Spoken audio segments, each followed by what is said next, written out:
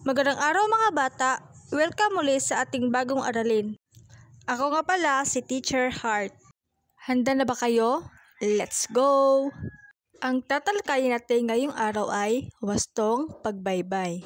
Sa araling ito, ikaw ay inasahan na una, siguraduhin ang tamang pagbigkas ng mga salita. Ikalawa, panatilihin ang kultura at tradisyon ng wika sa pamamagitan ng tamang pagbaybay.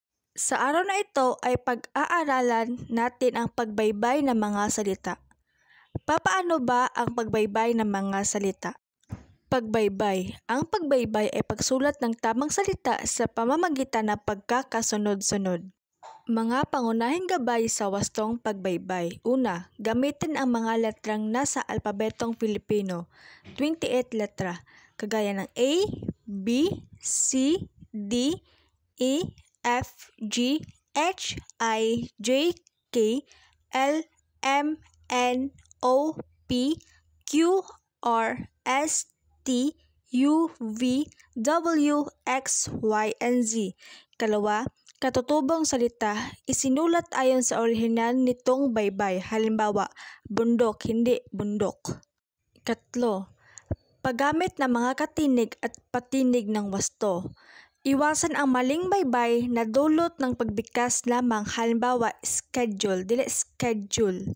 Pang-apat, paggamit ng at ng sa tama, ng pantukoy o pang-ukol, ng pang-abay, pangatnig o pamalit sa noong upang 80 BP.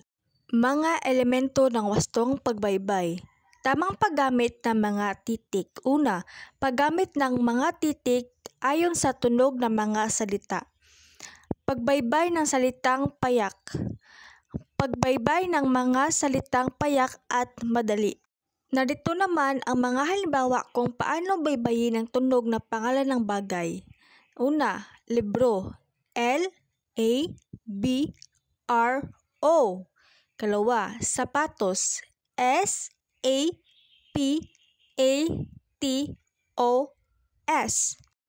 Ang mga salita sa wikang English ay tinutumbasan ng wikang Tagalog sa pamamagitan ng tunog dito at pagbaybay. Kung papaano binigkas ang isang salita ay ganoon siya isinusulat, at kung papaano siya isusulat ang isang salita ay ganoon siya babasahin.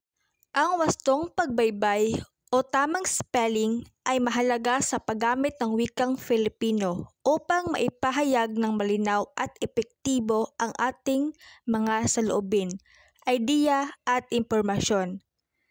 Sa pamamagitan nito, naiiwasan ang kalituhan sa pagbasa at pagpapakahulugan ng mga salita.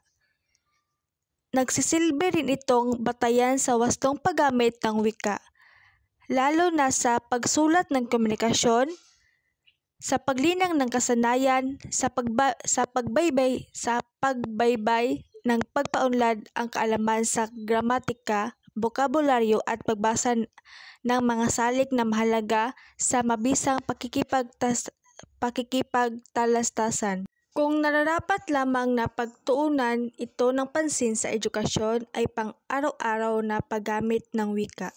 At dito nagtatapos ang ating aralin.